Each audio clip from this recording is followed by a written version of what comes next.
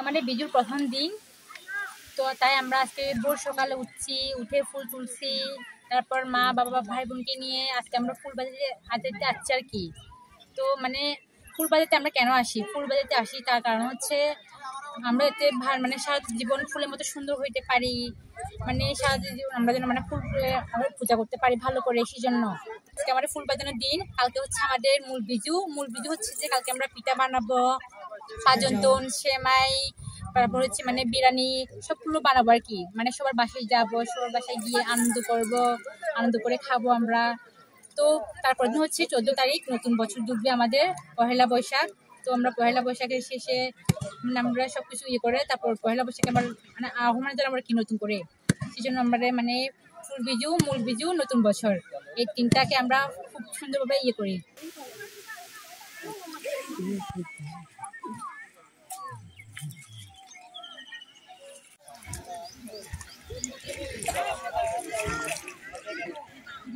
আজকে হচ্ছে আমাদের ফুল বিশু তঞ্চঙ্গাদের যেটা পালন করা হয়।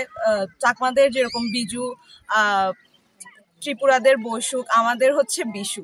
তো বিশু উৎসবে আমরা পুরো বছরটাই আমরা অপেক্ষা করে থাকি কখন আমাদের এই উৎসব আসবে, এবং আমরা এই ফুল বিশুর দিন ফুল ভাসিয়ে আমাদের পুরো বছরের মঙ্গল কামনা, যেন সব আমাদের দুঃখ গ্লানি সবকিছু ধুয়ে মুছে আমরা যেন নতুন বছরটাকে নতুন ভাবে বরণ করে নিতে পারি।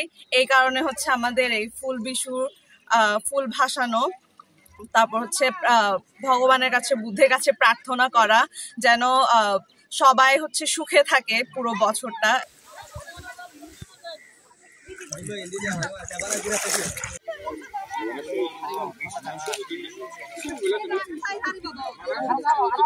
আজকে এই দিনে আমরা ফুলকে বিসর্জন দিয়ে নতুন বছরকে বরণ করব।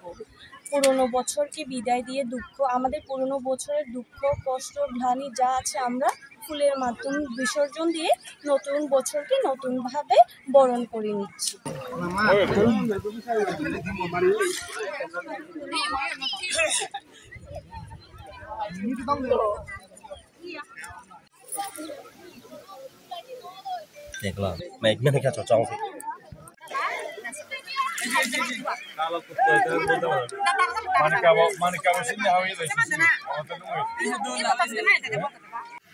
নতুন বছরকে স্বাগত জানাতে, পুরাতন বছরকে বিদায় দিতে নদীতে এসে ফুল ভাসিয়ে পুরনো বছরের যে দুঃখ গ্লানি আছে ধুয়ে মুছে সব যাতে শেষ হয়ে যায়। পাশাপাশি নতুন বছরকে স্বাগত জানাতে অনেকেই স্নান করে বাড়িতে চলে যায়, যাতে রোগ মুক্তি কামনা করে, এবং বাড়িতে গিয়ে সেখানে পিঠা বানানো হয়, পাচন তৈরি হয়। বাড়িতে বাড়িতে গিয়ে আয়োজন চলে, এক একজন এক এক বাড়িতে গিয়ে দল বেঁধে আয়োজনের সাথে সম্পৃক্ত হয়।